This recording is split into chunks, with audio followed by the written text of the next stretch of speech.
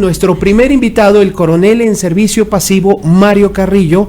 Él fue director del Centro de Privación de Libertad localizado en la provincia de Cotopaxi. Junto a nuestro primer invitado vamos a pasar revista a la situación que se advierte en las cárceles, un problema generalizado que no encuentra solución a pesar de las diversas acciones que se han planteado desde el gobierno de Guillermo Lasso, antes de una situación bastante parecida también en medio de algunas dificultades durante el gobierno de Lenín Moreno.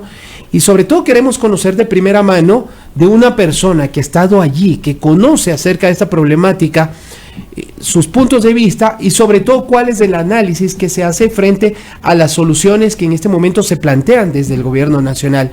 Coronel Carrillo, un gusto saludarle, muy buenos días. Bueno, y cuéntenos en primer lugar cómo mira esta serie de hechos que nuevamente ponen sobre la mesa de discusión la situación en las cárceles. Antes de en Turia, hace apenas un mes, hoy en la ciudad de Santo Domingo, donde quizá hasta hace algún tiempo no hubiésemos pensado que se produzca un hecho de esta naturaleza. Muy buenos días. Muy buenos días, muchísimas gracias por la invitación. Un gusto compartir el espacio con ustedes. Sí, lastimosamente el Ecuador nuevamente es un escenario de violencia dentro de las cárceles. Esto es producto de una desinterés, inacción, desatención desde la creación mismo del sistema de rehabilitación social, lo cual no ha existido en el Ecuador. Si nosotros revisamos el artículo 3 de la Constitución de la República del Ecuador, es una responsabilidad del Estado ecuatoriano, ni siquiera del gobierno, sino del Estado ecuatoriano, de la seguridad integral y de la paz ciudadana. ¿Y a qué me voy a referir? Desde la creación mismo del sistema penitenciario venimos arrastrando un sinnúmero de inconvenientes que no se ha querido corregir, que no se ha puesto atención y que ha sido la cocina del Estado ecuatoriano. No es problema de este gobierno, es problema de todos los gobiernos que han venido atrás. Es problema de todo el Estado ecuatoriano. Recuerdo haberme hecho cargo de la dirección del Centro de Privación de Libertad de Cotopaxi en agosto del 2019. Luego de un amotinamiento en julio de ese año, donde jugaron pelota con la cabeza de un ser humano. Mire de qué fecha estoy hablando. Recuerdo haber detectado y puesto los documentos oficiales, los cuales constan en el archivo del Centro de Privación de Libertad y en el SNAI, así también como el informe de gestión, en donde se evidencia toda la situación vivida. Cuando yo asumo una responsabilidad, a la tercera o al mes máximo pongo un diagnóstico de lo que me hago cargo, de lo que recibo.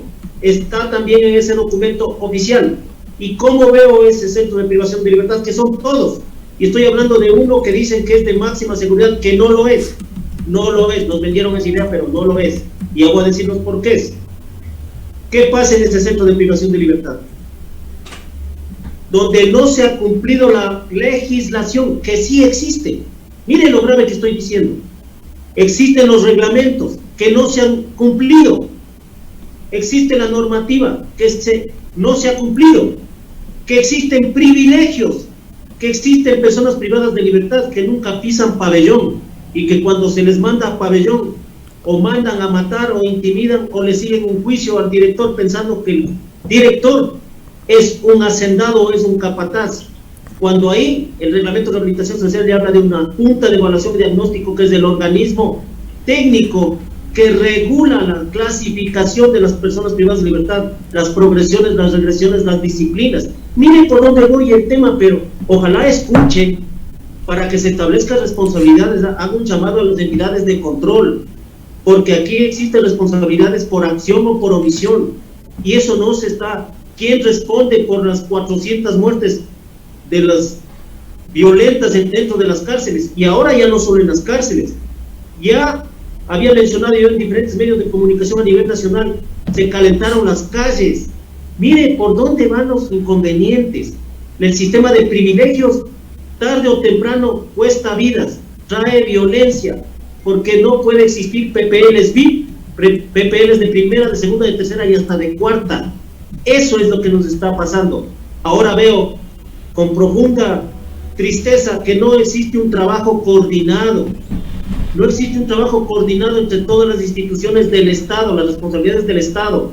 Si le dejamos a la fuerza pública y al SNAI con esta gran amenaza, no van a poder, porque esto es una amenaza transnacional de gran poder criminal y de gran economía ilegal, y las responsabilidades de todos, inclusive desde la familia, la educación, la iglesia, justicia, legislativo, ejecutivo porque tiene que ejercer un liderazgo firme, crear e incrementar confianza, legislativo porque debe darnos un marco legal adecuado, unas políticas públicas de acuerdo al escenario que estamos viviendo, el judicial porque debe acompañar con seguridad jurídica, participación ciudadana, no se diga.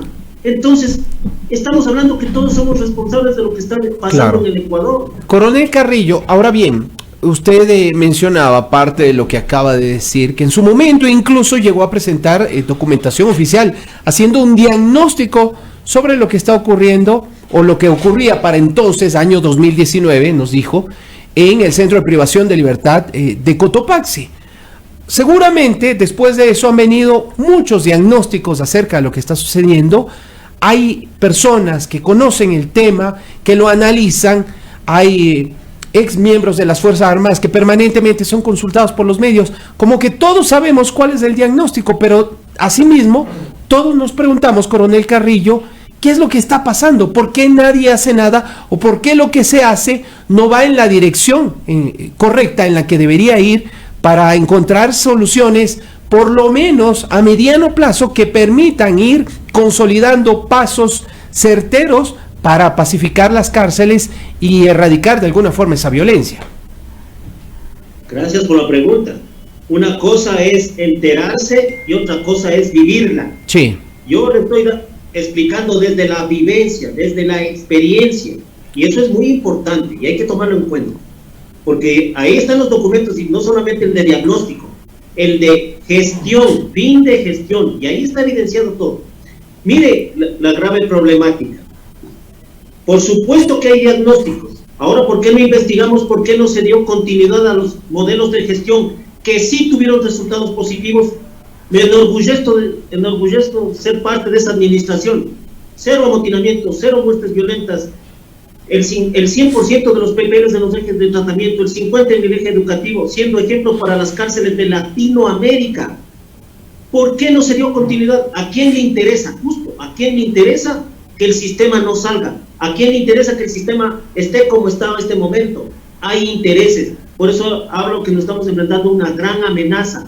Estamos minimizando la profesionalización de la amenaza. Necesitamos inclusive hasta cooperación internacional, porque el tema es muy complejo, no entendemos a lo que nos estamos enfrentando. Ya vemos cuerpos colgados en puentes, vemos cuerpos decapitados, vemos gente que está en la mano con el corazón del compañero PPL. Mire lo grave, cabezas en mochilas, cabezas lanzadas a los puertos.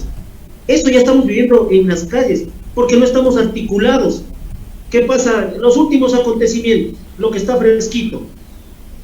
Pasa en el Turi en el mes de abril un amotinamiento, 20 fallecidos, y se detecta que es entre los Lobos y la otra banda de Ariel y Anchundia. Se trasladan a la cárcel de máxima seguridad La Roca. Yo aquí hago un paréntesis. Yo había mencionado que ojalá esa cárcel cumpla los estándares de máxima seguridad, y ya le voy a explicar el por qué. Con medidas cautelares de habeas corpus, de lo cual se abusan los PPLs porque saben de nuestra debilidad jurídica, sí, y son trasladados a La Roca, y el uno a Santo Domingo y el otro a Cotopaxi. La muerte, para que se maten a los 44 queriendo matarle a Anchundia, sale desde Cotopaxi. ¿De quién? De Ariel. Mire cómo se van enlazando las cosas. ¿Por qué no trabaja coordinadamente, articulado en un modelo de gestión, justicia, derechos humanos, el SNAI, Fuerzas Armadas, policía, legislativo, ejecutivo? Eso es lo que estoy mencionando. Cada cual está trabajando con su norte. No hay un solo norte, sino hay diferentes nortes. No articulamos, no coordinamos. Y Coronel Carrillo, dentro de estos diferentes nortes, ¿considera usted que pudiera también haber intereses políticos para que la situación en las cárceles se agrave aún más, es decir, intentar de alguna forma también que se genere un caos mucho mayor? Ahora le voy a hablar como inteligencia militar, de lo cual también conozco y soy especialista en eso.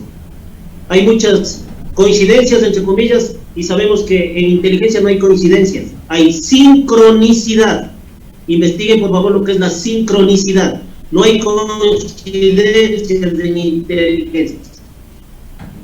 Esto, olvídense. Entonces hay mucha puntería.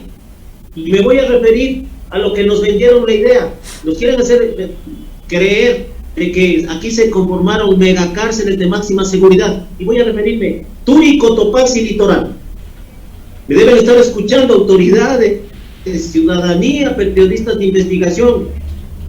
Invito a un debate a los que fueron los creadores del modelo de las megacárceles. Les invito, yo quiero tener un debate para que me expliquen con qué consideraciones hicieron una megacárcel de máxima seguridad, sin comedores, sin servicios básicos, en el nudo vial principal del Ecuador, al lado de la E35, la de Cotopaxi, por favor, la del Litoral al lado del río, y la del Turi a 10 minutos de la ciudad. Eso es lo que nos han hecho, manejados con cadenas y candados, cuando los estándares son diferentes a los que conocemos como es el sistema penitenciario. El de mínima, el de mediana, el de máxima seguridad, todos tienen los mismos estándares, todos tienen los mismos filtros, todos tienen los mismos funcionarios de policía y de agentes de seguridad penitenciaria. No es así, estamos muy equivocados. Les invito, medios de comunicación ciudadanía, visiten esas megacárceles y háganles estas preguntas. Ojalá los idealistas de esto asomen. Es increíble lo que nos han hecho. O sea, hicieron tan bien con el fin que pretendían hacer. Para eso hicieron muy bien y crearon esas cárceles. Ahora bien, coronel Carrillo, veamos hacia adelante, porque desafortunadamente, como ya sabemos también cómo funciona, por ejemplo, la justicia acá en el Ecuador, cómo funciona la política, la fiscalización, etcétera, etcétera, seguramente de eso no sabremos más allá de testimonios como el suyo de primera mano, que conoce, que ha vivido y que ha experimentado esa realidad. ¿Qué hacer de aquí para adelante, coronel Carrillo? Mire, yo era uno de los que aplaudía cuando se comenzó a reunir el organismo técnico que le habla también la legislación. O sea, sí hay legislación. Pero el momento que le nombran a una jovencita que tiene sus capacidades muy buenas, pero jovencita, una que no tiene el nivel de ministro a que lidere este organismo, ya se acabó, se acabó. Eso tiene que estar liderado por el presidente, vicepresidente. Coronel, en este momento debería ser el ministro. Perdóneme, coronel, que por ahí le interrumpa, pero ahí no estamos siendo un poquito... Claro. No lo sé cómo llamarlo. Pero esto de decirle jovencita, una mujer que también tiene su experiencia, esto de... ¿no hay también un tema del maltrato a una mujer que también tiene preparación? No, le estoy diciendo que ocupa un cargo que no va al rango de ministro y va por el... Entonces, cuando usted veía esas reuniones, le invito a usted que haga la investigación. Iban los ministros, le hago acuerdo, cuando tenía que exponer una muy importante justicia misma del plan que tenía que involucrarse ahí, no asistió ni el representante ni hubo la presentación. O cuando le encargaron el liderazgo a la Defensoría del Pueblo, aceptó y a los 3 días dijo que no podía con esa responsabilidad y ahí pasó a manos de derechos humanos. Porque por ahí yo también... Realmente, aquí no va por discriminación, eso... Porque ahí yo también le cuestiono, ¿no? Porque eso ha estado lleno también de hombres que definitivamente no han podido controlarlo, definitivamente no han tenido, y hombres de diferentes edades que tampoco han tenido la capacidad de controlarlo y por eso estamos como estamos. Correcto, porque es una responsabilidad del Estado, no solamente es de la fuerza pública y del SNAI. Si le abandonamos a la fuerza pública y al SNAI, vamos a seguir con los inconvenientes. Aquí tienen que participar. Los ejes de tratamiento están liderados por los ministerios de Cultura, de Deportes, de Trabajo, de Salud, de Educación, miren, de Bienestar Social, de Inclusión Social. Miren, todos los que tienen que participar, justicia, ejecutivo, legislativo, judicial, participación ciudadana. Entonces hay que hacer las mesas de trabajo hasta que salga humo blanco. porque eso es lo que nos está pasando, pues. El momento que nosotros queremos trasladar a los líderes de máxima peligrosidad a la roca, enseguida vienen inconvenientes con derechos humanos, o enseguida justicia a través de habeas corpus les mueve, claro, por las inconsistencias, por la falta de defensa y todo lo que nos dicen. ¿Cómo evitamos esta corrupción? Todos articulados y coordinados. ¿Cómo evitamos esta? Que el nivel de corrupción es altísimo en el Ecuador. Sobre todo en los temas de los habeas corpus, porque déjeme decirle que los habeas corpus ahorita se reparten, por decirlo de alguna manera, en las fundas de cachitos, eran como los tazos, ahora los habeas corpus están entregándonos, pero como se les ocurre. Gracias, porque usted me está dando la razón. Entonces, ¿dónde está articulada la justicia? ¿Dónde está articulado derechos humanos? ¿Dónde está articulado los ejes de tratamiento? ¿Dónde está articulado fuerza pública? Eso es lo que estamos haciendo mal y eso es lo que hay que corregir.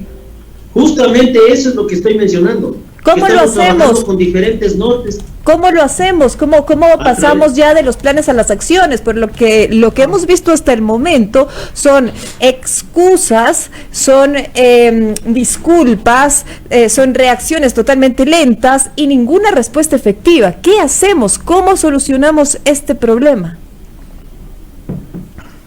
Nuevamente les voy a mencionar, les ruego que me pongan atención, realizar mesas de trabajo, mesas técnicas, hasta establecer modelos de gestión.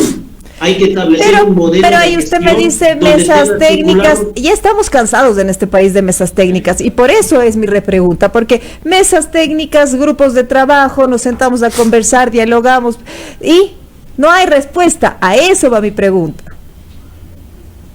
Es que hay que establecerse responsabilidades a todas y cada una de las instituciones, y todos tienen que firmar en una acta, tienen que firmar a manera de un contrato para que todos cumplan con esas responsabilidades, estableciendo inclusive hasta sanciones a los incumplimientos. Compromisos. Eso es lo que ha pasado. Claro. Eso es lo que ha pasado. Ahora nadie responde. Yo le invito a que usted me diga quién va a responder por los 400 muertos. No va a responder nadie, ni siquiera el PPL, compañero, que le mató al otro. ¿Dónde están las denuncias en fiscalía? ¿Dónde están los procesos penales por las muertes de los 400? ¿Cómo están esos procesos penales? Nadie responde aquí por nada, porque eso es lo que está mal. Aquí no hay responsabilidades. Y justamente partir esta entrevista indicando e invitando a los entes de control que establezcan responsabilidades por acción o por omisión, porque hay incumplimientos y estamos cosechando esos incumplimientos, esos privilegios que se estableció. Usted sabe que no se van a dar privilegios a cualquiera, ahí es por el grado de corrupción, ¿no es cierto? Entonces por eso tuvieron privilegios. Investiguen. Hay gente que nunca ha pisado pabellón y ha pasado más de años en las cárceles. ¿Y quién responde por eso? Pero es que ahí, perdóneme que le interrumpa, pero es que ahí no hay dominio de la policía. ¿Qué dominio tenemos? ¿Cómo pisan adentro de los pabellones? ¿Con qué seguridad si los que están dominando ahí adentro son los delincuentes y las bandas delictivas? Por eso le estoy mencionando que hay que hacer las mesas de trabajo técnicas hasta establecer el modelo de gestión. Seguimos conversando y conversando, le digo yo ahí. No, pues no, y lo que yo le estoy indicando es que hay que establecer ya responsabilidades a cada una de las instituciones y sanciones a los incumplimientos, así como hacen los entes de control cuando hacen exámenes especiales, así tiene que hacerse en el sistema penitenciario, a través del modelo de gestión, a futuro decir, muy bien, esta es la cancha, estas son las responsabilidades y los incumplimientos serán sancionados, y todo va a ser medido con indicadores de gestión, de resultado y de desempeño, como debe de ser. Claro. Eso no ha sucedido nunca en el sistema penitenciario. Nadie responde por nada. Bueno, yo sí quiero aquí establecer un punto de orden con nuestro invitado, el coronel Mario Carrillo. El coronel ha estado allí, el coronel sabe acerca de la problemática, lo ha experimentado. Sin duda. Incluso lo vivió tan de cerca que entiendo yo que en algún momento incluso recibió más de una amenaza por la gestión que venía desarrollando. Eso será motivo de algún diálogo posterior, coronel. Yo le agradezco por el tiempo que nos ha concedido esta mañana y queda pendiente también seguir pasando revista a la situación en las cárceles, porque sí es importante conocer los diferentes puntos de vista y sobre todo, como lo decía nuestro invitado, bueno, ¿hasta qué punto se están cumpliendo los compromisos que se adquieren? Es verdad, como que pasamos todo el tiempo dialogando. Yo por ese lado le entiendo la pregunta y la reflexión de Silrat, pero por el otro lado pasamos también en reuniones, haciendo diagnósticos, se establecen compromisos, pero lo más importante, como lo decía nuestro invitado, es que esos compromisos no necesariamente se traducen en hechos que después, más adelante, se verifique su cumplimiento, y ahí viene parte del problema. En fin. Bueno, coronel, muy amable, muchísimas gracias. Gracias, coronel, por su tiempo. Gracias. Solo una situación final, permítame. Sí. Aquí tienen que involucrarse los gobiernos autónomos descentralizados. Es verdad. Que le habla el COTAD para trabajar en prevención. Tampoco están cumpliendo. Ciudadanía, vamos a las urnas, sancionemos a las autoridades que no han cumplido, exijamos que en sus planes de gobierno coloquen qué es lo que van a hacer para minimizar los riesgos, para combatir la inseguridad en las calles, porque ellos son los que conocen sus mapas térmicos y tienen que trabajar en las zonas calientes, minimizando los riesgos. La seguridad ciudadana, la seguridad pública es muchísimo más amplio que el orden público. Están dedicados solo al orden público. Y eso tiene que ser acompañado con inversión social. Inversión social para dar mejor bienestar a la gente. Educación, salud, empleo. Entonces tiene que estar articulado lo nacional, lo provincial y lo cantonal. Eso tampoco está. Entonces aquí en nuestro país estamos acostumbrados cada cual a los objetivos particulares, a los objetivos políticos y no a los objetivos comunes y nacionales. Esta es la reflexión final. Muchas gracias por la invitación. Un buen día para Mario Carrillo, nuestro invitado. Él fue director del Centro de Privación de Libertad localizado en la provincia de Cotopaxi, uno de los más grandes del país. Nos contaba su experiencia especialmente y acerca de su gestión en el año 2019, las situaciones tan difíciles que le tocó enfrentar. 7 de la mañana, 24 minutos.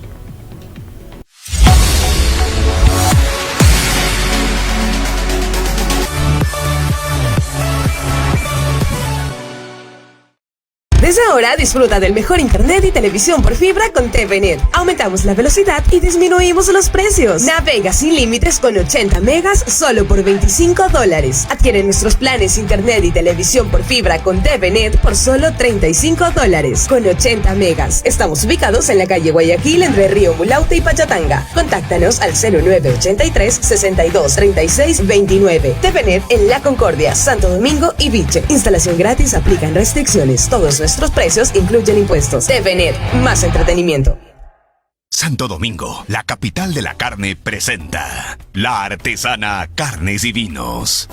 Con la garantía Angus, Brangus, presentamos los mejores cortes de carne para tu paladar. Picañas, bifes, tira de asado, lomos y los cortes premium que más te gustan. Variedad de chorizos a tu elección. Te esperamos en Santo Domingo, calle Guayaquil y Payatanga. Patios de Majestad Televisión.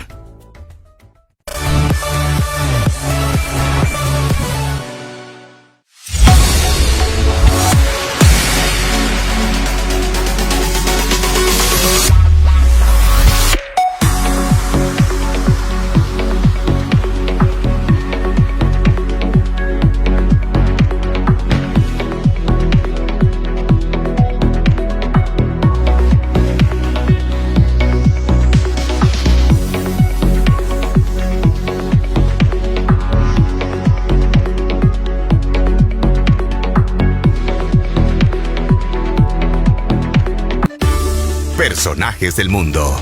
A las 6.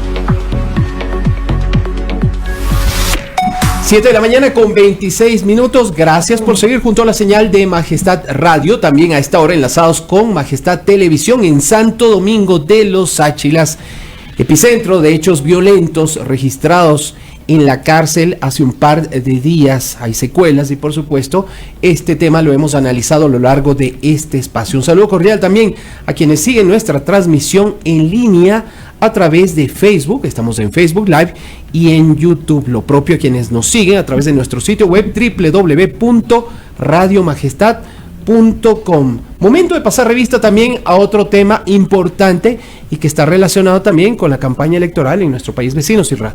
Así es, 7 de la mañana con 28 minutos y recibimos en estos momentos a Marcela Puentes. Ella es editora política del servicio informativo de Blue Radio. Vamos a hablar precisamente del panorama electoral en el vecino país, en Colombia, que además nos afecta directamente. Marcela es una periodista experta, editora en los temas políticos, que ha seguido durante años también las diferentes elecciones en su país.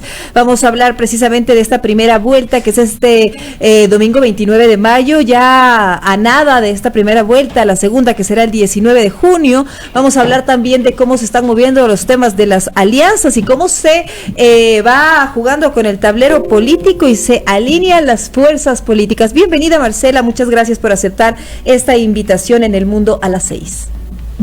Hola, muchas gracias a ustedes por la invitación para conversar de este tema tan relevante, como tú lo decías, para Colombia, pero también para los países de la región. Y pues Ecuador es un país hermano que seguramente se verá afectado de alguna forma con el nuevo gobierno que va a llegar el 7 de agosto.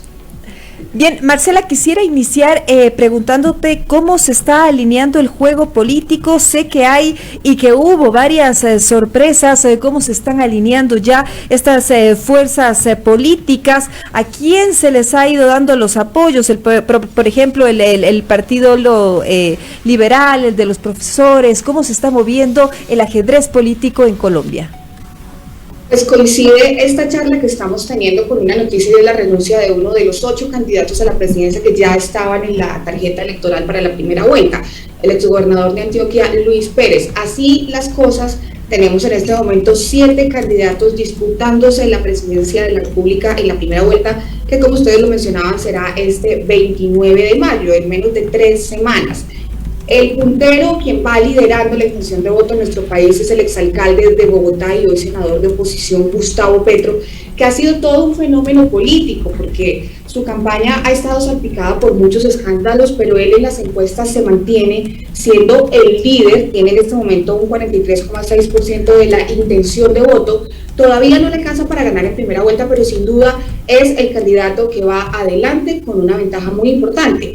El segundo es el de Federico Gutiérrez, exalcalde de Medellín, que es tal vez el principal contendor que tiene hoy Gustavo Petro, y tiene 26,7% de la intención de voto en este momento, pero es quien se ha quedado, como también lo estabas mencionando, con apoyos como el del Partido Liberal, que fue muy peleado. El Partido Liberal es el partido tradicional junto al Partido Conservador aquí en Colombia, los dos partidos, digamos, que de más historia, de más trayectoria, y se estaban peleando estos votos porque tal vez es un voto muy disciplinado en sus bases. Sin embargo, hoy vemos que no es un voto que esté totalmente con la campaña de Federico Gutiérrez, pese a que institucionalmente el partido está apoyándolo. Y digamos que hay otros candidatos que están más abajo, los sectores alternativos, los de centro, que fueron también un fenómeno hace 4 años, que estuvieron muy cerca de ganar la presidencia, pero que hoy están muy desinflados. Entonces, más o menos el mapa está en que en Colombia vamos a elegir entre 2 opciones de extremos opuestos: la izquierda representada en Gustavo Petro y la derecha en Federico Gutiérrez. Me gustaría que me repitas cuál es la intención de voto que tiene ahora el exalcalde Petro. No alcancé a escucharte muy bien. Sí, Gustavo Petro tiene hoy el 43,6% de los votos, y quien le sigue en la encuesta es Federico Gutiérrez con 26,7%. Entonces, si se dan cuenta, tiene un colchón muy importante, una ventaja sobre los demás candidatos. A Gustavo Petro, obviamente, esto es como en cualquier juego, en cualquier situación en la vida, el que va adelante, pues todos quieren lanzarle para intentar afectarlo.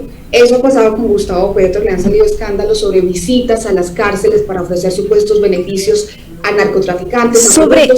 Sobre este escándalo, que es precisamente el que yo quería preguntarte, porque incluso estuvo inmiscuido su hermano, que después dijo que él no tenía nada que ver, luego salieron videos en los que sí, que estaba ofreciendo incluso perdón y olvido casi a los delincuentes, a los corruptos, etcétera. ¿Cómo se ha movido todo este tema? Porque este tema escandalizó, pero definitivamente fue un factor que de alguna forma le redujo la popularidad a Petro, o definitivamente la gente está convencida y continuó con su 53% e incluso subiendo. Digamos que se estancó, pero lo que vemos es que no lo afectó para nada. Su hermano Juan Fernando Petro se estuvo visitando a algunos presos en las cárceles, pero además Piedad Córdoba, que es una figura política de Colombia conocida también en la región por su cercanía al régimen de Nicolás Maduro y porque fue quien lideró las liberaciones de secuestrados en una de las épocas más oscuras para nuestro país.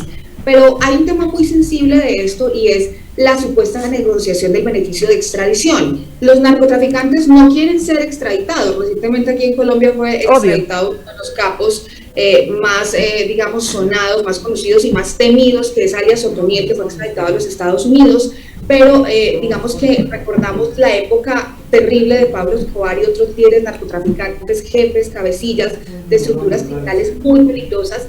Y este es un tema que toca mucho las fibras de la sociedad colombiana, el hecho de estar pactando con narcotraficantes supuestos beneficios. Esto es algo que ha desmentido Gustavo Petro. Él dice que no están ofreciendo este beneficio. Sin embargo, pues lo que estamos viendo es que pese a la indignación que se sintió en la opinión pública, las encuestas muestran que él sigue intacto y que esto no lo ha afectado. ¿Qué es lo que pasa con el alcalde, con el exalcalde? ¿Qué es lo que pasa con Petro? Tal vez Colombia está, porque Colombia ha tenido una línea definida durante años que se ha ido más por el lado de la derecha. ¿Qué es lo que pasa con Petro? Quizá Colombia ya quiere dar un giro, quiere tal vez darle una oportunidad a una izquierda. ¿Es lo que podríamos leer, Marcela? Yo creo que aquí pueden juntarse muchos factores y muchas situaciones. El costo de vida en Colombia tal vez es un fenómeno que ocurre también en Ecuador y en otros lugares del mundo, pero lo que hemos sentido es que el bolsillo de las familias pues ya no aguanta, entre otras cosas por el impacto de la pandemia de COVID-19 que obligó a confinamientos y otras medidas y que afectó el empleo y el poder adquisitivo de la gente. Además de la indignación por los escándalos constantes que aparecen en el país de distintos sectores políticos, de la clase política tradicional y de la derecha, que se ve involucrada en toda clase de escándalos de corrupción, de robo de recursos públicos. Así que tal vez lo que puede estar sucediendo es que la gente joven que quiere tener un rol distinto y más activo, está pensando en una alternativa como Gustavo Petro, alguien que tiene unas ideas que muchos consideran peligrosas, entre otros los empresarios, pero que sin duda puede traducir lo que está sintiendo la ciudadanía hoy de no tener dinero, no tener empleo, estar en unas ciudades muy inseguras y reviviendo problemas graves de delincuencia común que estamos enfrentando hoy. Así que sin duda pues es un enorme reto, es un fenómeno que todavía muchos no logramos entender, porque de hecho Gustavo Petro se está rodeando hoy de la clase política tradicional, pero esto tampoco lo ha afectado. Él con sus discursos en plaza pública está llenando escenarios y pues realmente su poder de convocatoria es bastante importante. Habrá que ver si el voto joven, que no es un voto muy juicioso, que muchas veces es de redes sociales, se traduce efectivamente en votos para Gustavo Petro el día de las elecciones, porque ese es su fuerte. Él es muy popular sobre todo en las mujeres y también en la población joven. Marcela, permíteme preguntarte, y a propósito de un titular, principal información que publica esta mañana Diario El Espectador, y lo que tú anunciaste hace un instante, la renuncia de Luis Pérez a su candidatura presidencial. Él menciona como parte de los argumentos que en esta campaña no hay espacio para las ideas, sino solamente las peleas e insultos. ¿En qué medida, digo, las peleas, los insultos, la violencia, se han tomado esta campaña electoral por encima de las propuestas como tal? Es decir, los planes de gobierno, que debería ser el tema central que convoque y preocupe a todos los colombianos. Claro, así es. Pues digamos que Luis Pérez no tenía mucha opción, era el último en intención de voto y pues no tenía muchas probabilidades de llegar a ser presidente de Colombia, al menos no en esta contienda, pero él tiene razón en lo que está diciendo.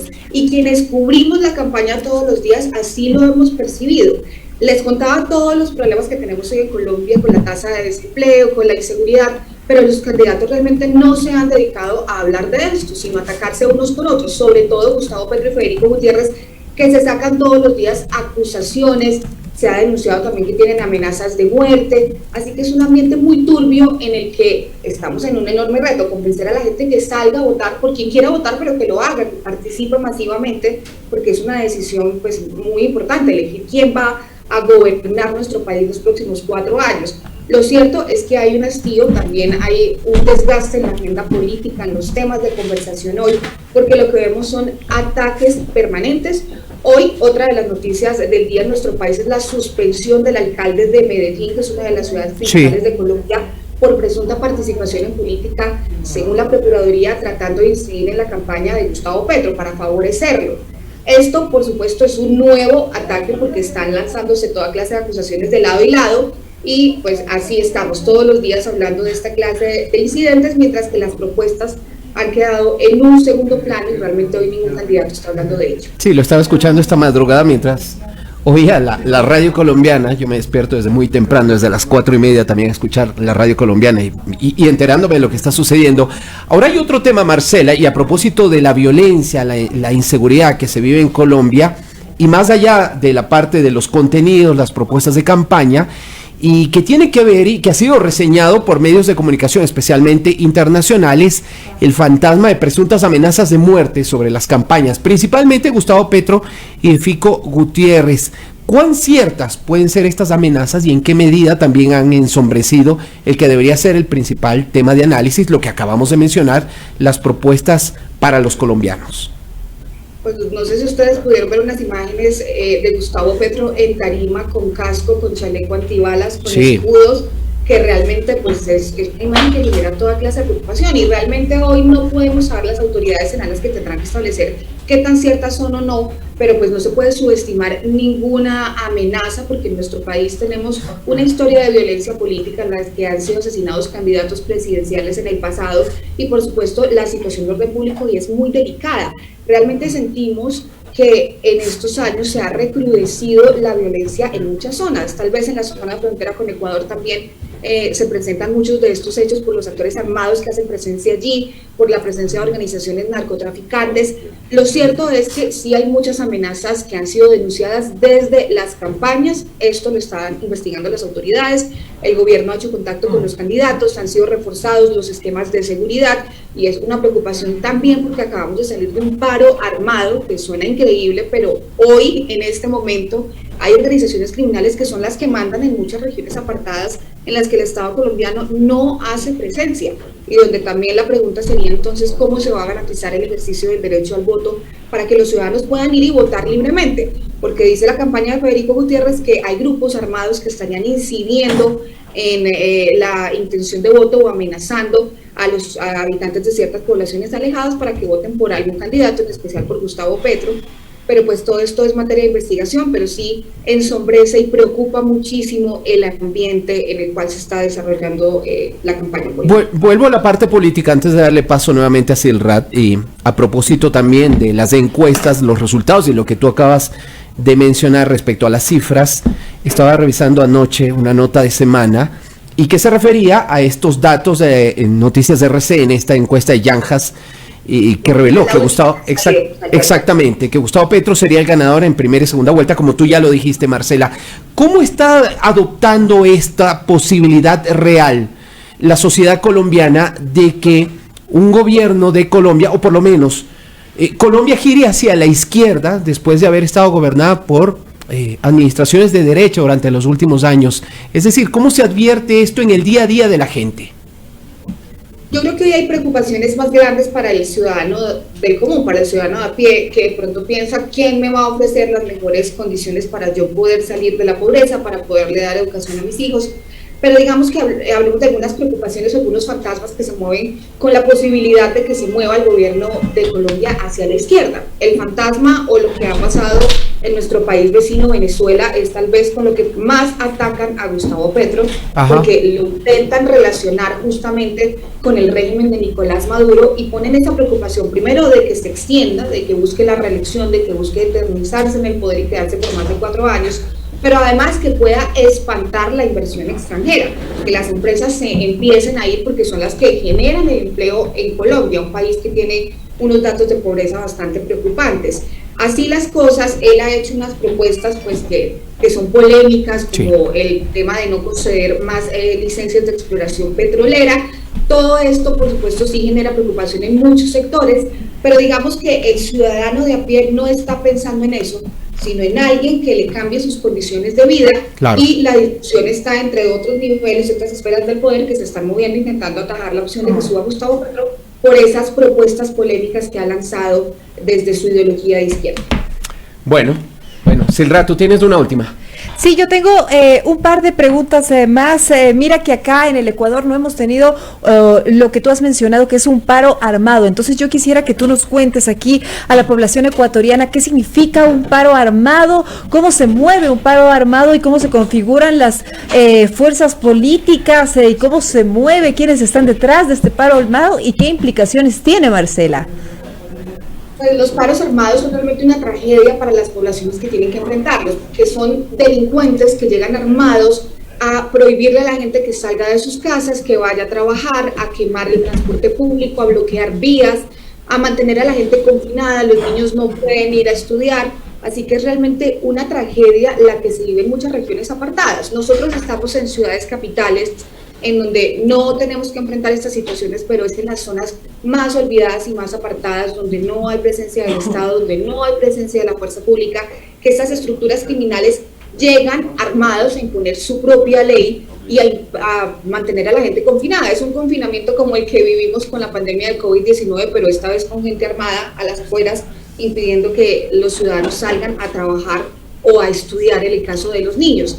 Ha sido una situación muy preocupante, deja un saldo pues de muchos vehículos incinerados, de muchas vías bloqueadas, los niños sin poder asistir a clases, y pues esto también ha sido tema de conversación aquí en medio de la campaña política y la preocupación que hay por ese poder que están tomando las estructuras criminales. Esta vez fue en retaliación a la extradición de alias Otoniel, y fue el Clan del Golfo el que se dedicó a sembrar terror en esos territorios.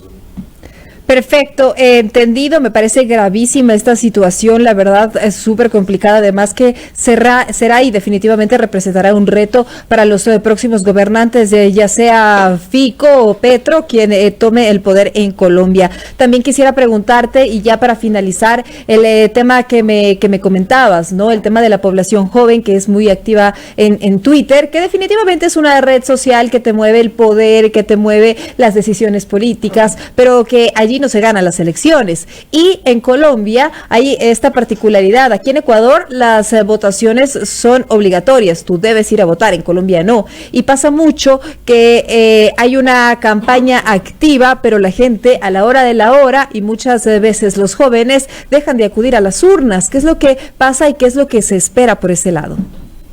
Pero además sumémosle otro factor preocupante, y es que el fin de semana de la primera vuelta y de la segunda vuelta, aquí hay día festivo, es un puente feriado. La gente se va a ir a la playa, se va a ir a tierra caliente.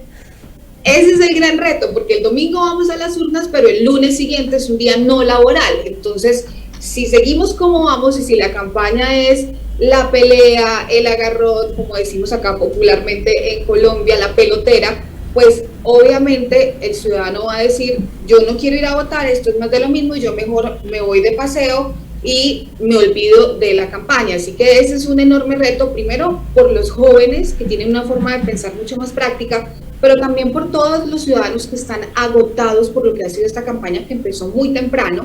Desde noviembre del año pasado estamos prácticamente en campaña, así que el desgaste en este momento es muy alto. Y es el reto que tienen los candidatos y también la institucionalidad y por supuesto nosotros los medios de comunicación, de llevar a que los ciudadanos salgan y voten y participen masivamente en una decisión que es trascendental para nuestro país con el futuro de los próximos 4 años. Perfecto, Marcela, entonces veremos cómo se mueve el panorama político colombiano, estaremos también siguiéndoles. Te comprometo para una próxima oportunidad volver a conversar con nosotros y volver a analizar cómo se están moviendo las fuerzas políticas en Colombia. Te agradecemos por tu tiempo y por esta entrevista. Bueno, gracias a ustedes y seguimos en contacto.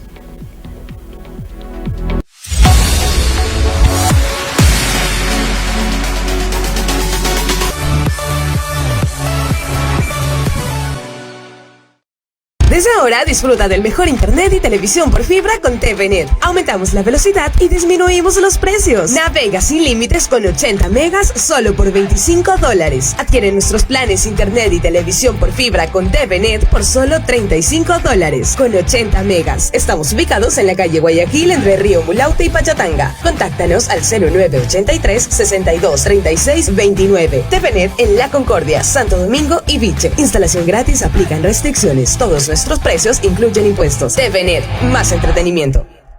Santo Domingo, la capital de la carne, presenta La Artesana Carnes y Vinos.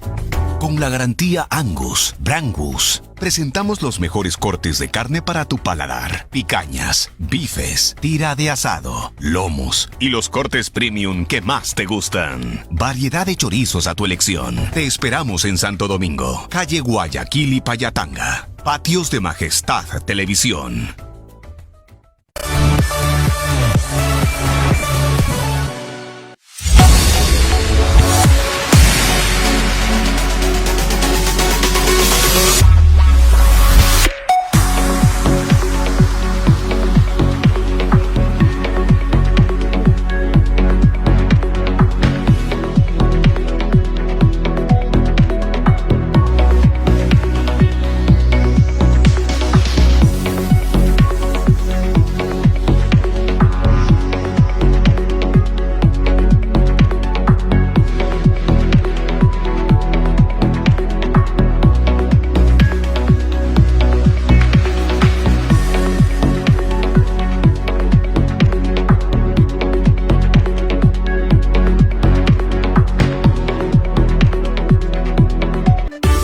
Personajes del mundo. A las 6.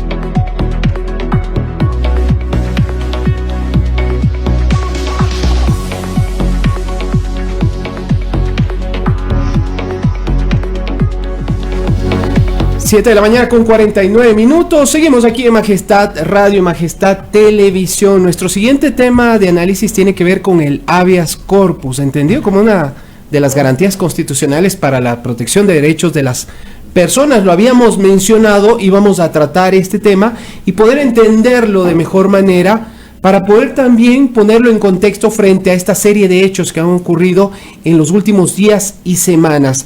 El doctor Ramiro García, analista de estos temas, profesor universitario, es nuestro invitado, abogado por supuesto, doctor en Derecho, y con él queremos, como ya lo mencionaba, entender de mejor manera por qué se han dado esta serie de habeas corpus en los últimos meses para favorecer a qué tipo de personajes y bueno, en definitiva, también poder saber que especialmente detrás se encuentran implicados personas con cuentas pendientes con la justicia. Y empiezo por lo siguiente, doctor García, y esto para que lo entienda el público que nos está siguiendo esta mañana.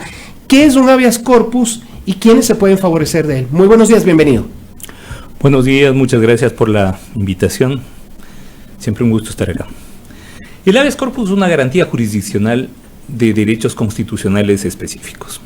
En principio se lo concibió como una garantía, digamos, en sus orígenes, estamos hablando de fines del siglo XIII, Inglaterra, como una garantía fundamentalmente de la vida y, por supuesto, de la libertad de las personas. Vida, integridad personal y libertad de las personas. Esto recién fue el habeas corpus normativizado alrededor del siglo XVII, y a partir de entonces se ha ido incorporando en los diferentes ordenamientos jurídicos, entre ellos, por supuesto, el nuestro, el ecuatoriano.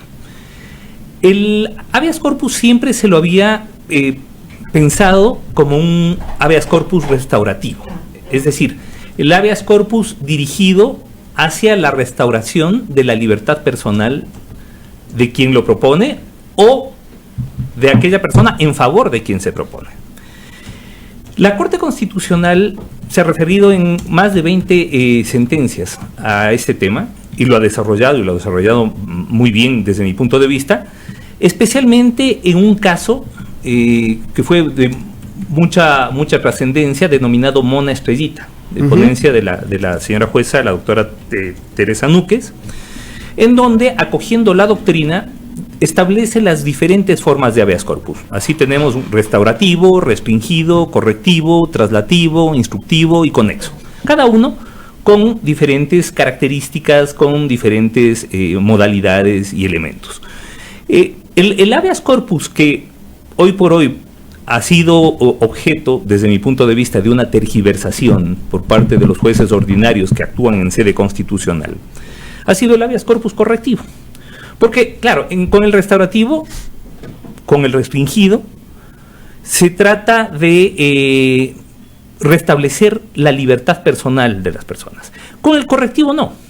El correctivo se refiere no a la libertad de las personas, sino a las condiciones de dignidad que permitan proteger tanto su vida como su integridad personal, estando privado de libertad legítimamente. Es decir, es un habeas corpus que se propone en favor de una persona que tiene sentencia, puede tener sentencia condenatoria ejecutoriada inclusive, pero que requiere ciertas, ciertas necesidades específicas o requiere ciertas medidas específicas para que su internamiento cumpla los estándares de dignidad humana.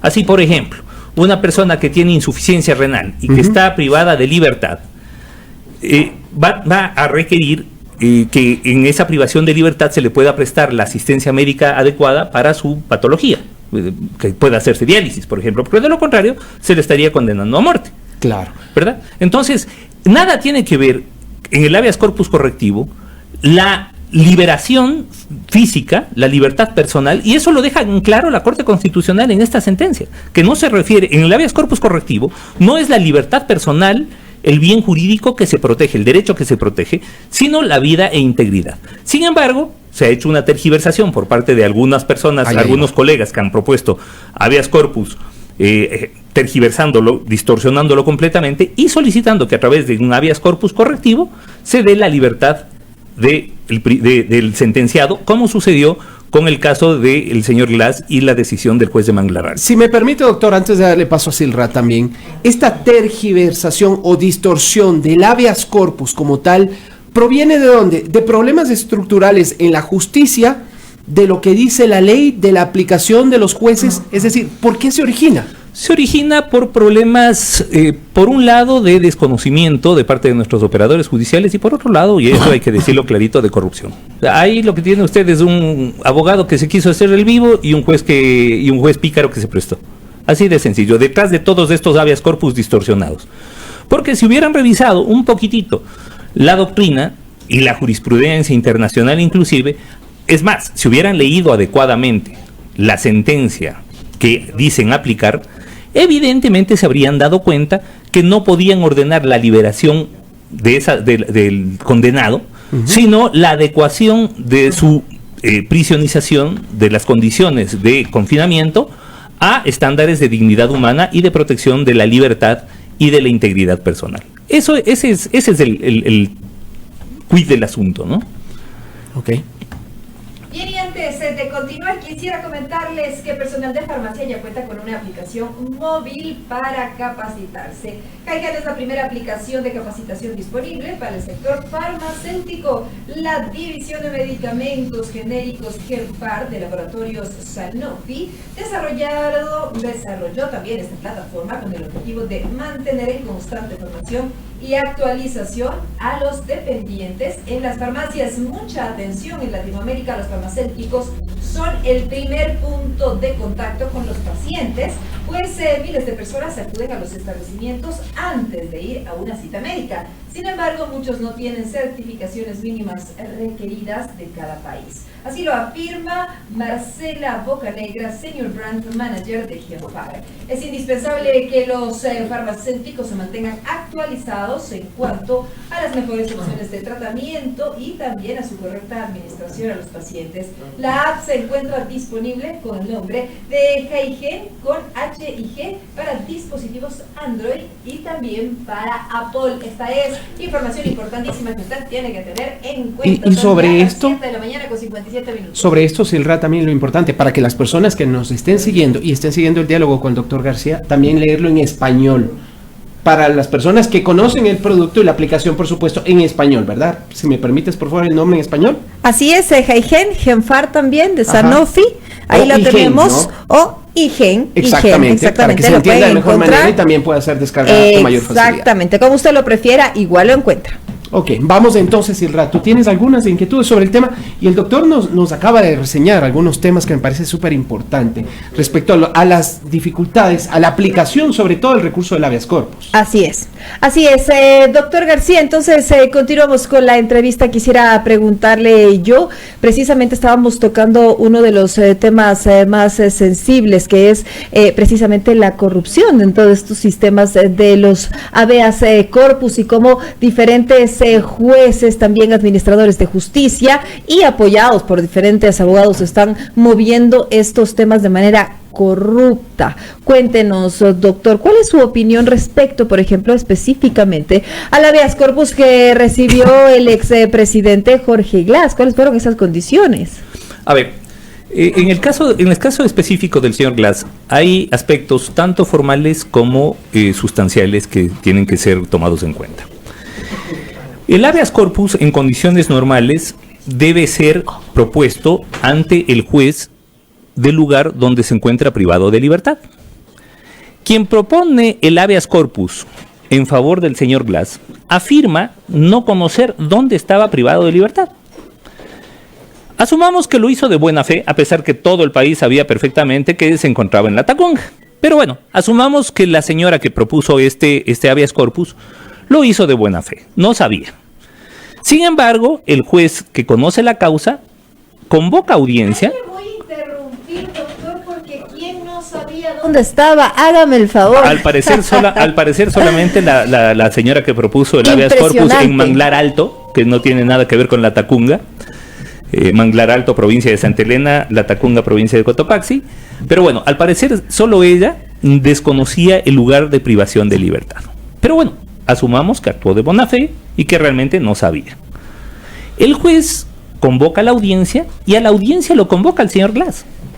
Y el señor Glass comparece, y eso es lo que no se dice, comparece a la audiencia desde el centro de reclusión de la Tacunga, y de privación sin de una libertad persona de la Tacunga. delegada del gobierno, como debía ser, no estaba la persona del SNAI. Más allá de la negligencia o no que puede haber habido de los órganos gubernamentales a la hora de intervenir, lo que estaba claro para el juez es que el señor Glass estaba en la Tacunga y comparece desde la Tacunga, telemáticamente.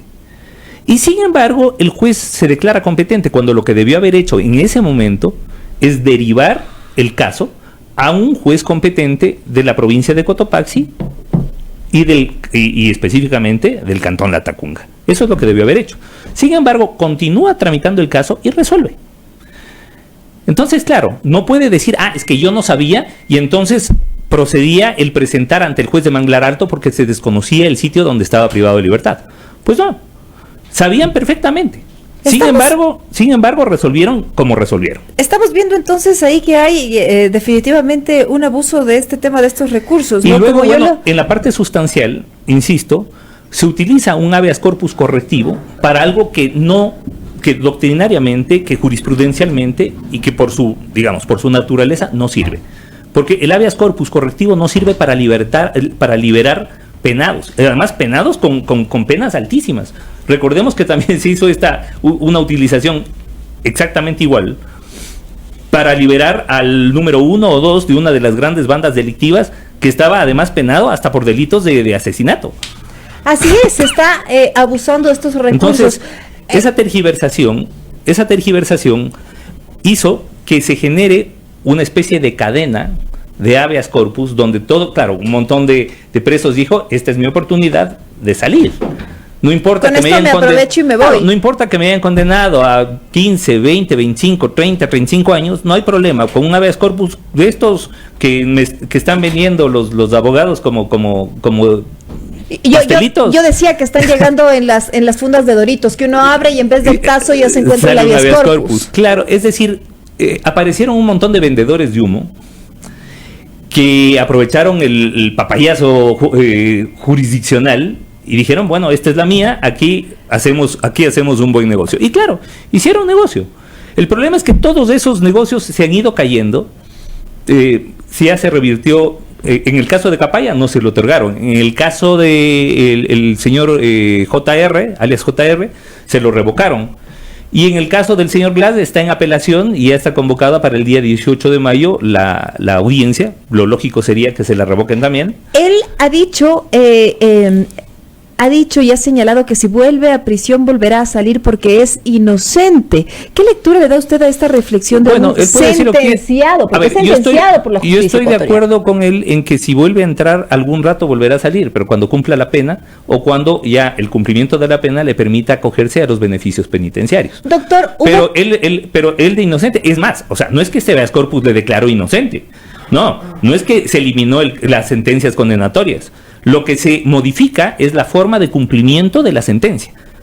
Y el juez de Manglar Alto dice, bueno, en protección de la vida e integridad del señor Glass, lo que vamos a hacer es que en lugar de cumplirlo en el Centro de Privación de Libertad de La Tacunga, lo haga en su casita. Lo haga ni siquiera en su casita, lo haga libremente, pero que se presente. Cosas que definitivamente ni siquiera se podían demostrar. Es decir, pero además tergiversando completamente el habeas corpus correctivo, dándole un giro que no tiene, y que espero yo que en algún momento pues la Corte Constitucional por vía jurisdiccional, es decir, en algún caso, se pronuncie específicamente y lo acote y delimite como debe ser. Porque hoy aparece cualquier hijo de vecina opinando en cualquier medio afecto al señor Glass y dice, bueno, aquí lo que existe es, aquí lean, porque vean lo que dice la Corte Constitucional, lean lo que dice la Corte Constitucional. La Corte Constitucional es clarísima cuando señala que el habeas corpus correctivo no se dirige hacia la libertad personal, sino a la protección de la vida e integridad de la persona. Si yo, por ejemplo, tengo que hacerme diálisis porque tengo insuficiencia renal y estoy privado de libertad, entonces el centro de rehabilitación en el que me encuentro tiene que dar las facilidades adecuadas para que yo pueda acceder a ese tratamiento médico, o de lo contrario me muero. Pero no, de que eso no significa que me mandan a la casa para que yo vaya al centro de diálisis cuando yo quiera. Eso no es así. Entonces, hay una tergiversación del habeas corpus correctivo que me parece perversa y que se ha dado lugar a esta, digamos, a toda una cadena de vivos y de habeas corpus mal planteados, que hoy por hoy ha tenido que intervenir por poco y todas las funciones del Estado para parar. Es decir, una tergiversación jurídica puede generar una inestabilidad sociopolítica y eso es brutal. Doctor, quiero preguntarle ya directamente, ¿hubo pacto político o no hubo pacto político para la salida de eso tendría que preguntarle a los funcionarios de gobierno y de la presidencia en específico. ¿Cuál es su criterio, su lectura? Mire, yo tengo demasiada experiencia con negligencia burocrática como para endosarle eso a un pacto político necesariamente. ¿Y en lo que se ve? Sí, puede haber habido, puede no haber habido. A ver, normalmente los funcionarios burocráticos, y especialmente la gente de la SNAI, es muy negligente. Estamos viendo la forma de control de las cárceles, es deplorable. Porque por supuesto, no es que los motines y las masacres se arman en 5 minutos. Tienen días de preparación, porque tienen que ingresar droga, tienen que ingresar armas, tienen que hacer todo un aparato de logística. Y con todo y eso siguen ocurriendo. Entonces la pregunta es, bueno, o sea, si son tan negligentes como para no poder parar una masacre, ¿qué tanto les podemos endosar políticamente a una intervención en una audiencia? Si pudo haber habido o no pudo haber habido, eso lo sabrá el presidente y sus asesores políticos. Lo que sí le digo es que de haber existido un pacto, la reacción ciudadana fue tan brutal que creo que tuvieron que dar marcha atrás muy fuerte, y me parecería que kamikaze que insistan en algo en lo que la propia ciudadanía ha establecido una línea roja muy clara, ¿no? Que no se puede traspasar. En honor al tiempo le tengo la última pregunta. Fernando Villavicencio colocó en su Twitter: atención, el juez Clever Franco Aguilar, miembro del Tribunal de la Corte de Santa Elena, que concederá la apelación del habeas corpus de Jorge Glass, proviene de la escuela de Gustavo Yalke, el hermano de John Franco Aguilar, que fue alcalde del Cantón del Guavo y también dirigente del correísmo. Si tuviéramos que descalificar a los jueces por tener alguna relación con el correísmo o con el Consejo de la Judicatura del señor Yal, tendríamos que descalificar al 90% de los jueces que están ahorita actuando, porque el 90% o más de los jueces que se encuentran en este momento en funciones fueron nombrados en ese momento, lo cual no necesariamente los descalifica. Esperamos que, porque claro, aparte habría que decir que la jueza ponente la jueza ponente de la sala, la ponente en la causa, es una jueza que fue removida de su cargo por parte del Consejo de la Judicatura del señor Yalke y que luego fue restituida, lo cual tampoco creo que le reste en independencia. Es decir, yo creo que aquí hay que dejar que los jueces actúen imparcialmente, que actúen independientemente. Esto no significa, por supuesto, que no podamos hacer un análisis jurídico como el que ustedes gentilmente me han invitado a hacer acá. Yo creo, insisto, que el habeas corpus al señor Glass fue mal concedido por razones de forma y por razones de fondo. Le agradecemos mucho por esta entrevista, doctor, y muchas gracias por estar aquí, por acompañarnos y también por explicarnos cómo funciona todo este tema del habeas corpus, cómo se está manejando también la justicia en nuestro país. Muchas gracias. Muchísimas gracias a ustedes y un saludo para todos los oyentes.